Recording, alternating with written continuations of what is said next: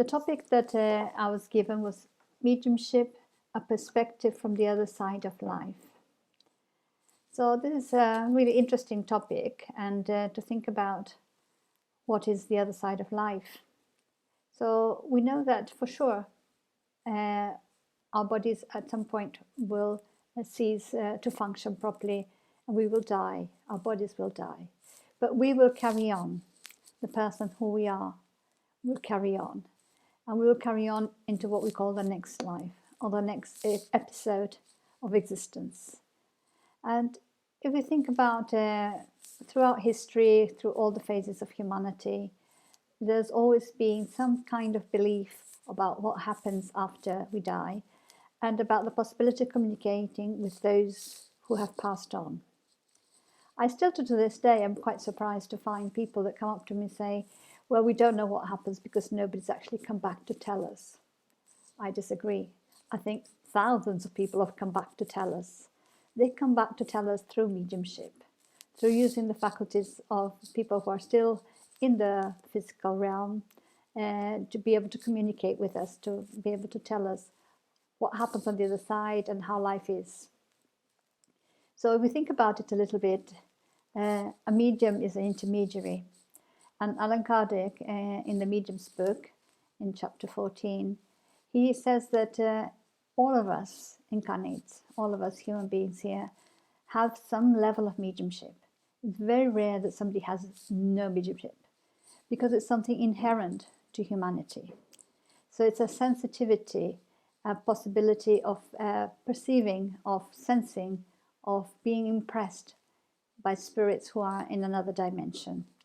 When I talk about spirits, I mean the human beings who've left their physical body here and have moved on to the next phase. So all of us, to some degree, will be affected by the presence of the spirits, by their thoughts, by their emotions. But for some people, that sensitivity is more pronounced, and quite often then we call those people mediums.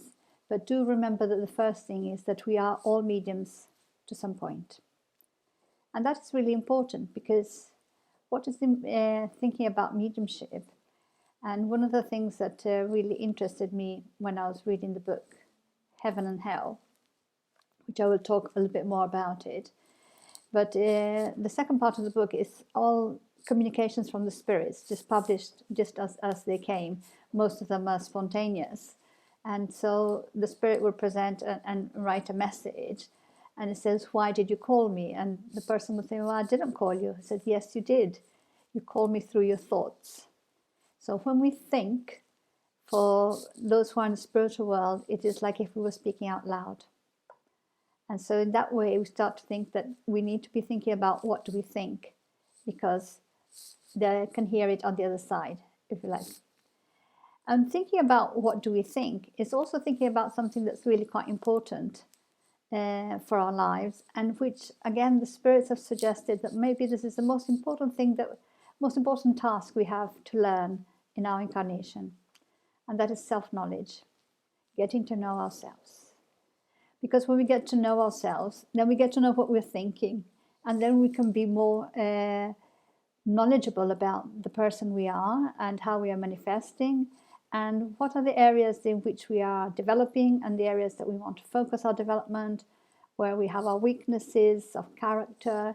And by being able to know ourselves, we are able then to work on the things that perhaps are still requiring more development at this point.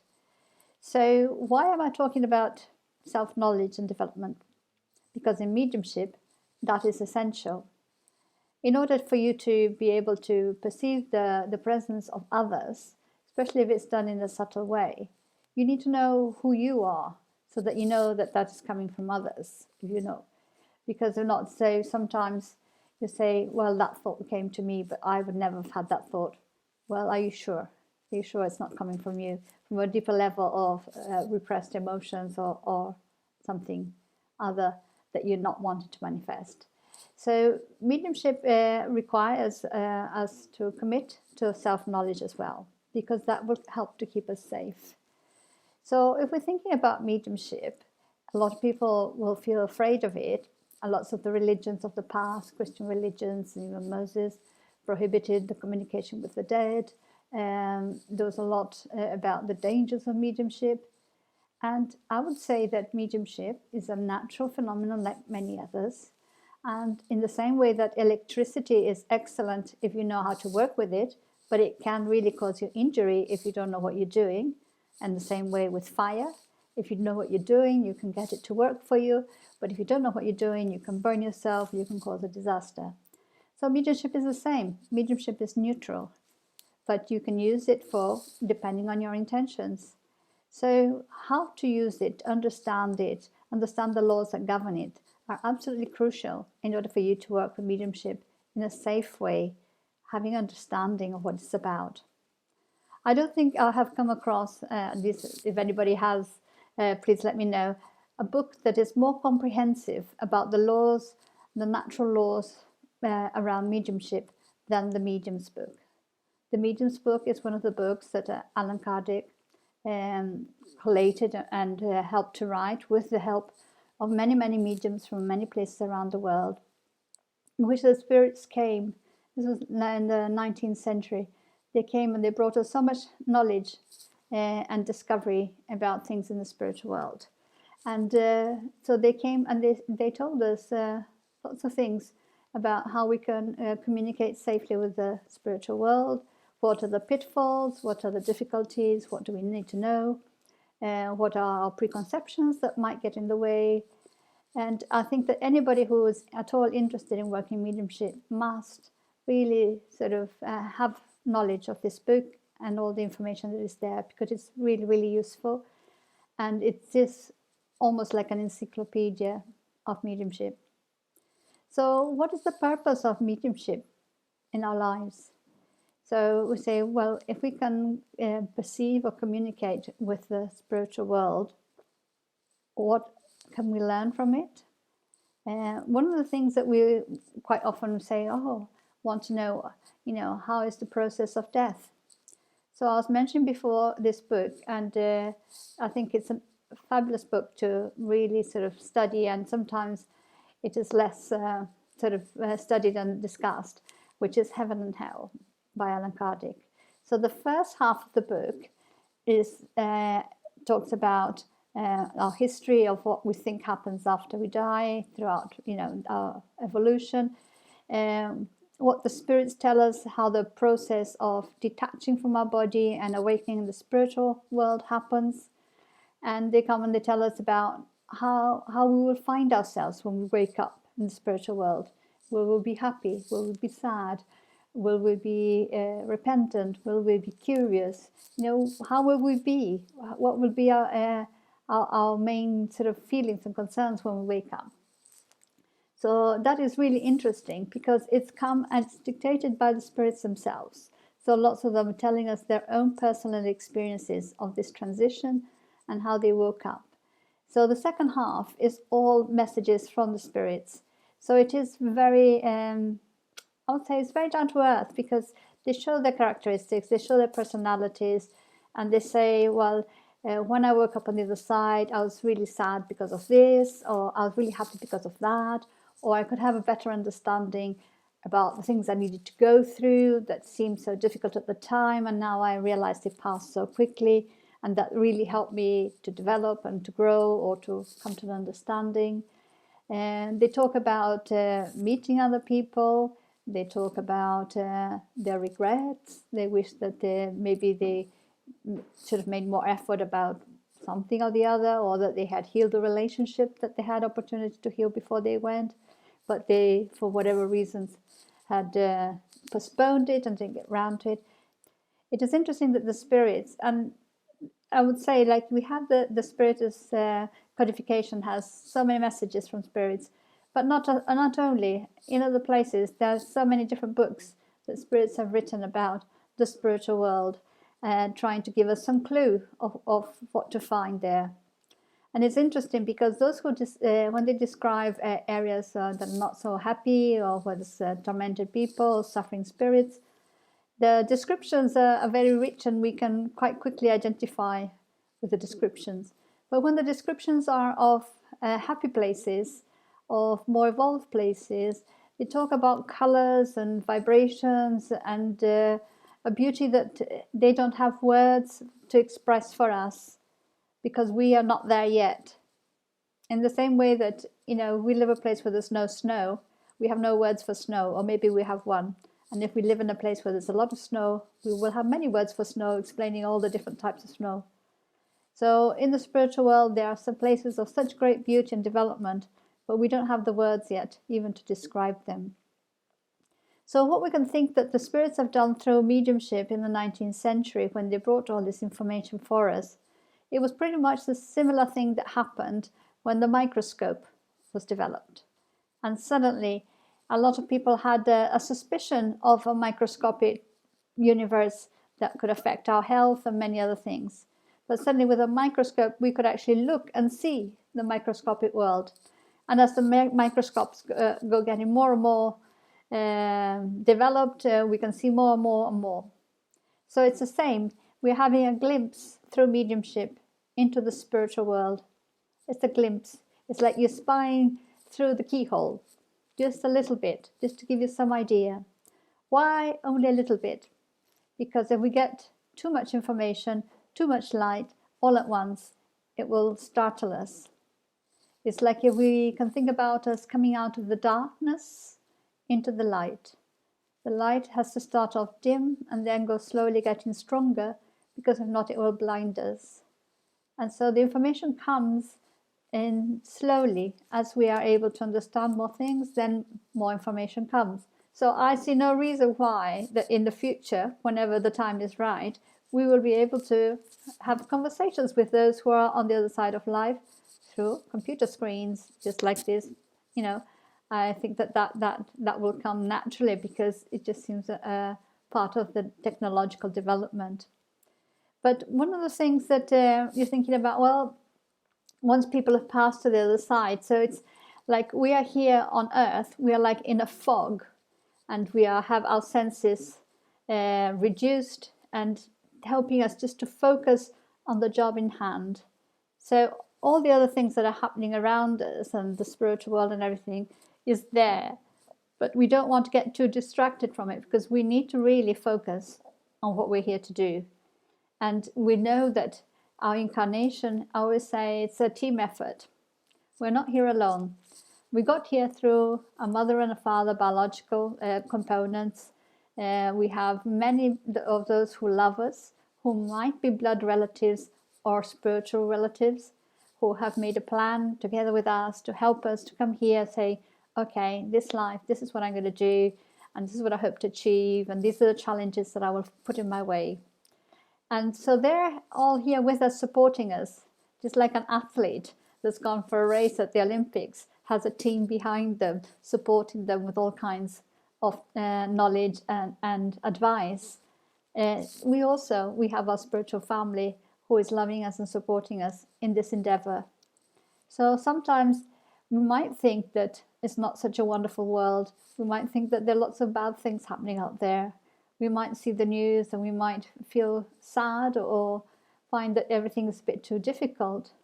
But when we do, let us connect once again with our spiritual team and remember that we are not alone, that we are here on a project that involves many others, and that sometimes we just need to take a breather, to hold hands and say, okay, let's start again, draw a line, start again, and just not worry, in the sense that nothing is the end of the world.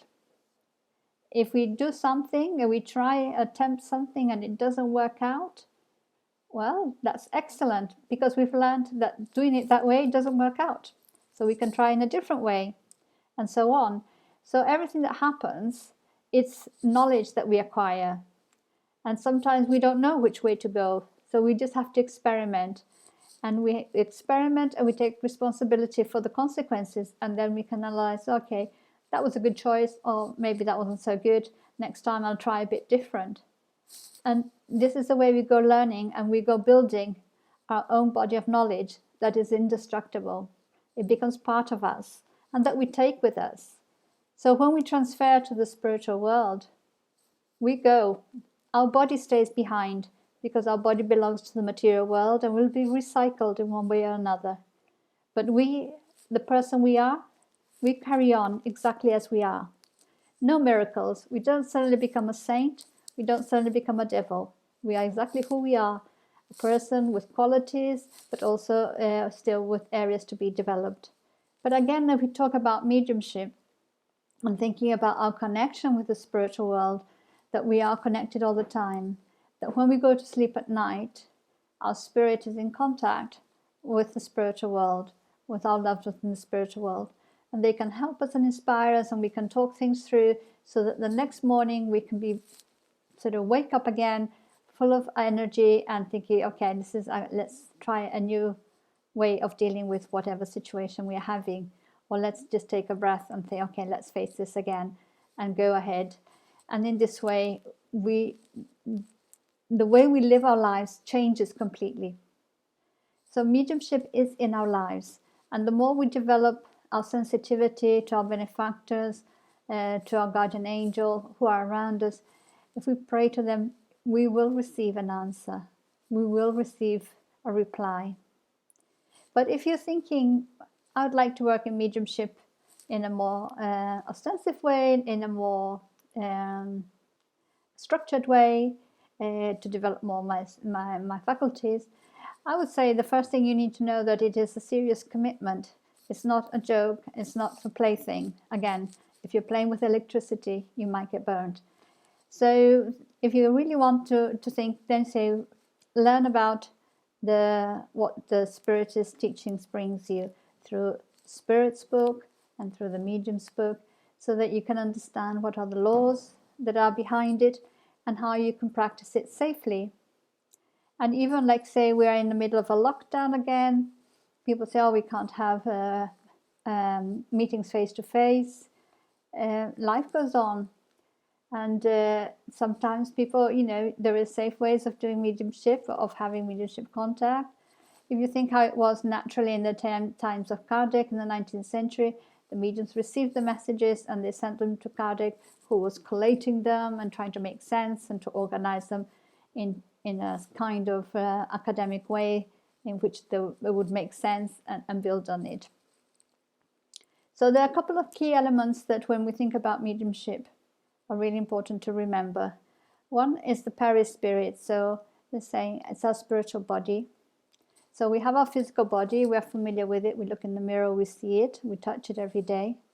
But when we detach from our physical body, we have with us always our spiritual body, which is almost like a copy of our physical body.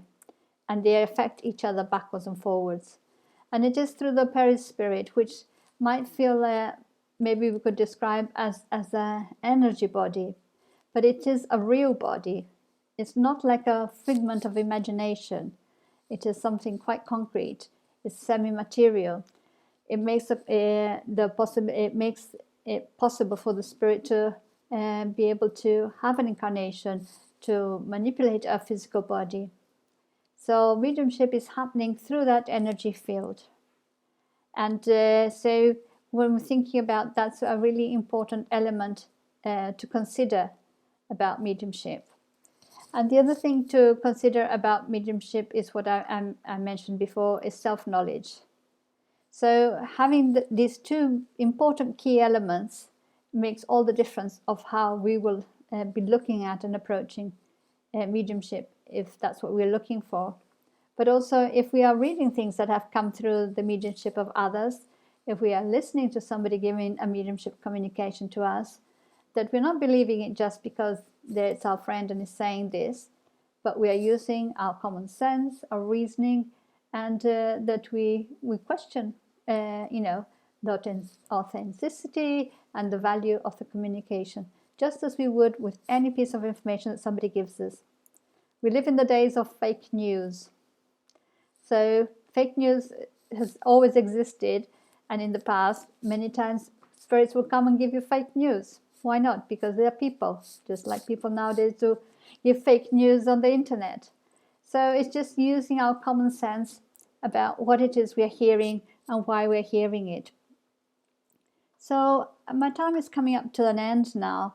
I just wanted to kind of leave this idea that mediumship at the moment is still quite a novel way of having information from the spiritual world. Although for 150 years it's been coming with a wide volume, if you like, a great volume of information that has come to all countries, to all peoples, through all different types of mediumship, in which they're saying, look, we want you to know about this, the next existence after this one, what to expect, so that you can prepare better, so that you can be in a good place when you transition, that you can be ready for it, and also so that you don't lose focus on what the value of this incarnation.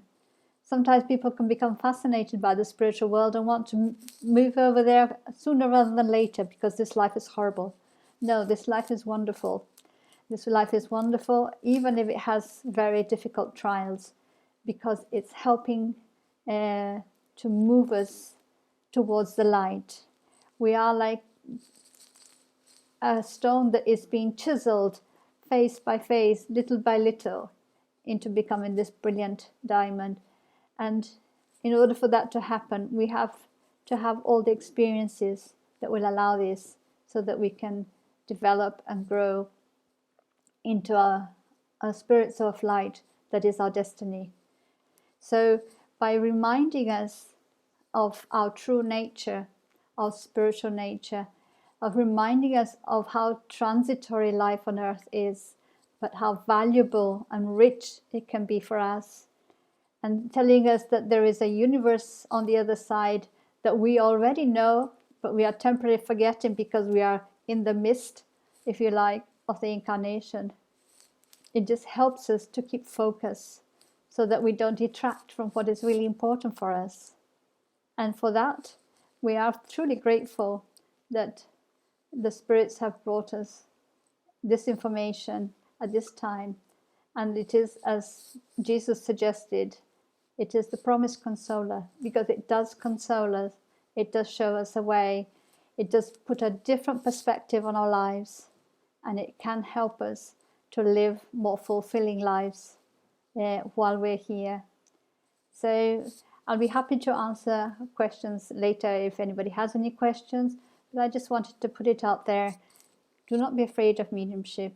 It is part of humanity, and it is a very blessed way in which so much information and knowledge has come to us to help us and guide us, and that we are part of that because we are receiving information and love from the spiritual world every day through our own personal mediumship. God bless.